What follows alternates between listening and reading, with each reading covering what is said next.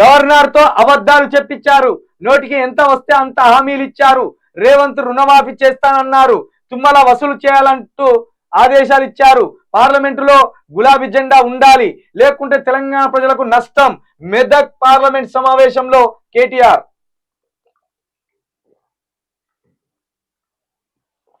నిజమే. ఓ మన గవర్నర్ గారు తల్లి గారు రేవంత్ రెడ్డిని భుజాల మీదకి ఎత్తుకొని సూపర్ బంపర్ మొదటి రోజే ఆమెతో అబద్ధాలు చెప్పించిండు.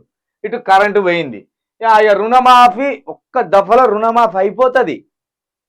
ఏది నీ రైతు భరోసాకే దిక్కులేదు. దిక్కుమాలిన రైతు భరోసాకే దిక్కులేదు. 7,500 ఇవ్వడానికే ఏడిచినావు నువ్వు. 7,500 కాలే మీతో చేతన. ఇక 2 లక్షల రుణమాఫీ చేస్తారు మీరు.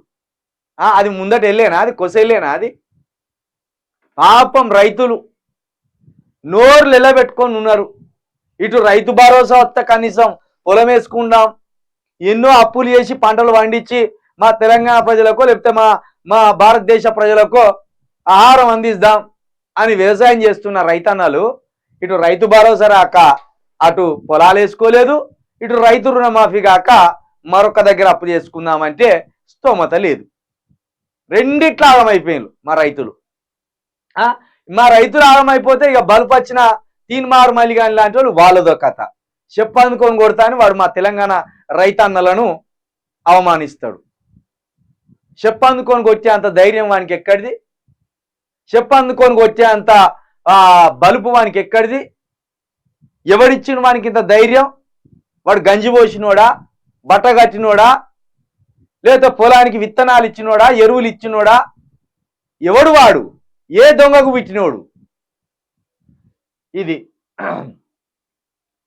పార్లమెంట్లో గులాబీ జెండా ఉండాలి, లేకుంటే తెలంగాణ ప్రజలకు నష్టం. 100% నీ అదే చెప్తున్నా. తెలంగాణ కోసం పుట్టిన పార్టీ. సరే ఆ ఒక్క పార్టీ ఉన్నది కాబట్టి ఆ ఒక్క పార్టీ గురించే చెప్తాను. లేదు కాంగ్రెస్కు బీజేపీకి కాకుండా మరొకసారి చెప్తున్నా, నాకు చిత్తశుద్ధి ఉంది, నిజాయితీ ఉంది, నిబద్ధత ఉంది. కాంగ్రెస్కు బీజేపీకి కాకుండా ఏ పార్టీకి అనేసుకోరు. ఇక తెలంగాణలో మీకు టీఆర్ఎస్ నచ్చలేదు అంటానుగా. కాంగ్రెస్ బీజేపీ ఇవి రెండు కూడా జాతీయ పార్టీలు, మనకు అక్కర్రాని పార్టీలు. అసలు భారతదేశానికే అక్కర్రాని పార్టీలు అవి రెండు. ఎందుకంటే బ్రాహ్మణ భావజాలం కలిగిన పార్టీలు అవి రెండు. ఒక తల్లికి పుట్టిన 2 విషపు కవల పిల్లలు. నేను అదే అంటున్నా. కేవలం తెలంగాణ కోసం పుట్టిన పార్టీ కాబట్టి బీఆర్ఎస్ను సపోర్ట్ చేస్తున్నాను. అందులో చిలక ప్రవీణ్, కేసీఆర్, కేటీఆర్ అర్ధరాత్రి ఫోన్ చేస్తారట నాకట. ఈ 4 కోట్ల ప్రజలల్లా నేను ఒక్కనే. ఇక ఇవ్వాలంటాను. ఈనాడు పేపర్లో ఒక ఎడిషన్ ఇన్ఛార్జ్ అట, నాతోటి పనిచేసిన మిత్రుడు 10 టీవీలో ఈనాడుకు రామోజీరావు ఫిలిం సిటీలో చేస్తే ఆడిపోతాడట. వాడికి ఎందుకు ఆ చిలక ప్రవీణ్ కాడికి అంతా ఉన్నది అహంకారం? నా దగ్గర అహంకారం ఎక్కడిది?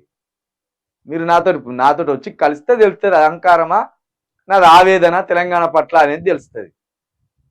కేసీఆర్, కేటీఆర్ అర్ధరాత్రి మాట్లాడతారట. అర్ధరాత్రి కేటీఆర్ మాట్లాడితే మా ప్రజలను మా ఆఫీస్ కోసము తలొక్క రూపాయి సాయం చేయండి అని అడుగుతామా?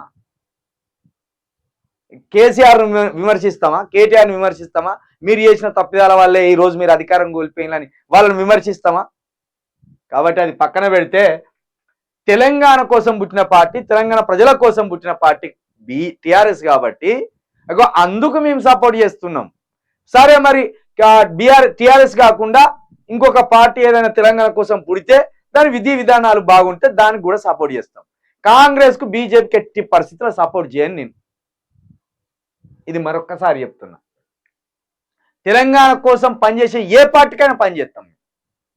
ఇంకా టీఆర్ఎస్ కంటే, కేసీఆర్ కంటే, కేటీఆర్ కంటే ఇంకా అద్భుతంగా ఎవరైనా ముందుకొచ్చి పనిచేసి వాళ్ళు నిరూపించుకోగలిగితే, అసెంబ్లీలో మన కోసమే కొట్లాడగలిగితే వాళ్ళ కోసం ఏదైనా చేస్తాం.